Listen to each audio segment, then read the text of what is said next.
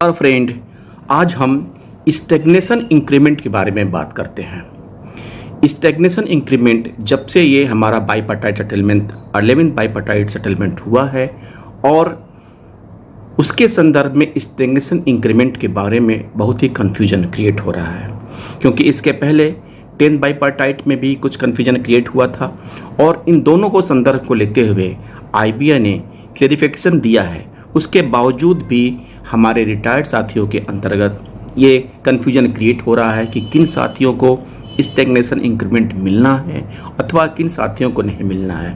इस बारे में बैंक की तरफ से भी अभी पूर्ण रूप से सबको इंक्रीमेंट नहीं दिया गया, जिससे ये कन्फर्म हो सके कि जो एलिजिबल साथी हैं उनको स्टैग्नेशन इंक्रीमेंट मिला और उनका मॉनेटरी बेनिफिट उन्हें दिया गया।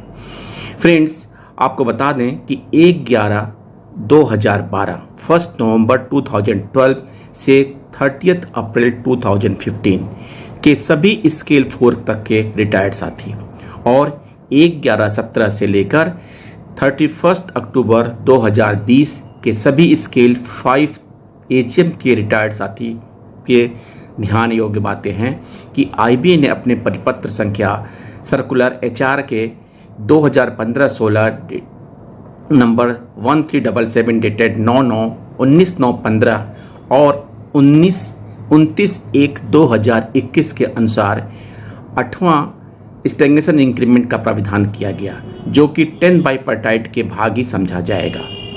फ्रेंड्स, ये 2015 का आदेश के अनुसार 1/11/12 से स्टैग्नेशन इंक्रीमेंट लागू होना था, परंतु कुछ बैंक की लापरवाही कहिए, कुछ हमारे लीडर्स की लापरवाही कहिए, ये इंक्रीमेंट उन्हें लाभ नहीं मिला और आईबीए ने सारे बातों को क्लेरिफाई करने के लिए पुनः जब बैंकों अथवा लीडर्स द्वारा ये मामला उठाया गया तो 29/1/2021 को बैंक को ये नया परिपत्र जारी करके स्टैग्नेशन इंक्रीमेंट देने के बारे में बात कही।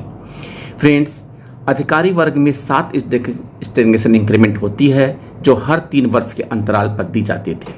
आईबीए के परिपत्र 19/9/15 के अनुसार 1/11/12 से कुल 8 स्टैग्नेशन इंक्रीमेंट कर दी गई है, जिससे 6 और 7th स्टैग्नेशन इंक्रीमेंट में अंतर 3 वर्ष से घटाकर 2 वर्ष कर दिया तथा 8वें स्टैग्नेशन इंक्रीमेंट भी 2 वर्ष के अंतराल के बाद दी जाएगी।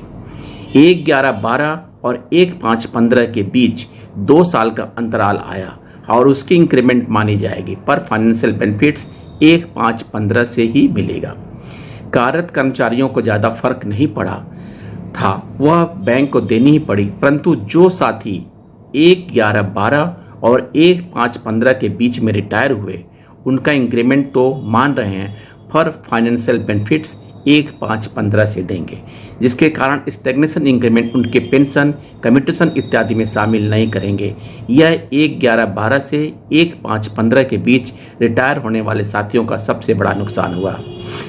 फ्रेंड्स, इसमें हम आपको डिस्क्रिप्शन में डिटेल देंगे और एक उदाहरण के साथ समझाएंगे। अगर आपको अपना खुद चेक करिए। सभी रिटायरी साथियों से अनुरोध है कि उपरोक्त आईबीए के परिपत्र तथा कथित दिए गए एग्जाम्पल्स के हिसाब से अपना स्टैग्नेशन इंक्रीमेंट खुद चेक करें और इसके बारे में अगर आपको ये दिए है तो आप अपने संबंधित ब्रांच से, क्षेत्रीय कार्यालय से अथवा अपने नियरेस्ट जो भी यूपी लीडर्स हों उनसे संपर्क करके आप ये बात अपने स्टैग्नेशन इंक्रीमेंट की बात कर सकते हैं। फ्रेंड्स, एक नटसेल में आपको मैं बता रहा हूं कि अगर ये समरी के हिसाब से एक, ताकि आपको पता चलेगा कि आपका इसमें एलिजिबिलिटी है कि नहीं है। जैसे कि ज्वाइंट नोट बीपीएस डेटेड 25/5/10 और joint note BPS dated 11/11/20। Period affected those who retired during the period from 1st November 2012 to 30th April 2015. Those who retired during that period from 1st November 17 to 31st October 2020. Friends, GM Scale 1 में 4 increments at the interval of 3 years each after reaching maximum. If Scale 2, first 2 at rupees 1,310 and next to at the rate of the rupees 1460। और अगर ये आपको 11th bipartite के हिसाब से होगा तो 5 increments at the interval of 2 years each after reaching maximum of scale 2, first 2 at rupees 1990 and the next 3 at the 2220। JM scale 2 में जो मिडिल MMGS 2 में आपका 3 increments of rupees 1460 at the interval of 3 years each after reaching the maximum of scale 3, fourth stagnation increment of the rupees 1460 after 2 years after third stagnation increment। और अगर 11th bipartite के हिसाब से 5 increments if rupees 2220 each at interval of 2 years after reaching maximum scale 3। Scale MMGS 3 में 4 increments of rupees 1460 each at interval of 3 years after reaching maximum of scale 3, fifth stagnation increment of rupees 1460 after 2 years after the fourth stagnation increment। 11th bipartite के में जो cover होते हैं 5 increments if rupees 2220 each at interval of 2 years after reaching maximum of scale 3। First 4 stagnation increments are at rupees 2220 and the next 2 stagnation increment are of rupees 2500। Scale 4 में 1 increment of rupees 1650 3 years after the maximum of scale। 11th bipartite में जो cover होंगे वो presently eligible for 1 stagnation increment of rupees 2500 2 years after reaching maximum of scale। These officers will now be eligible for 1 additional stagnation increment of rupees 2730 after 2 years of the receipt of the first stagnation increment with effect from 1st November 17 whichever is later।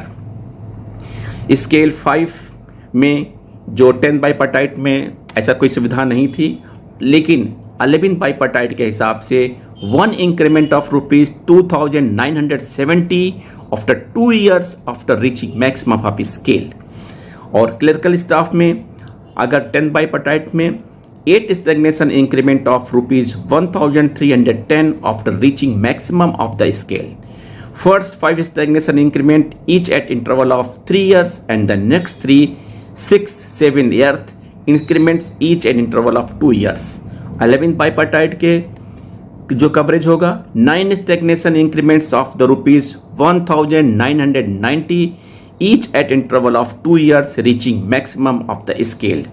और subordinate staff 8 stagnation increment of rupees 655 each at interval of if 2 years reaching maximum of scale।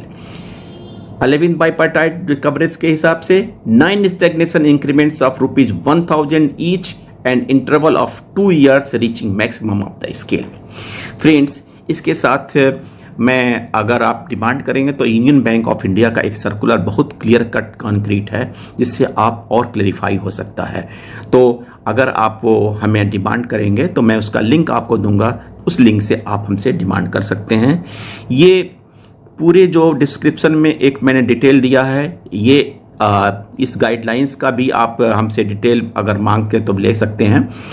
इन सब से आप एक बार अपना check करिए और अगर आपको लगता है कि आपको इस टेक्नीशियन इंक्रीमेंट में कोई प्रॉब्लम आई है, यानी आपको टाइम से नहीं मिल रहा है, तो आप उसको क्लेम कर सकते हैं।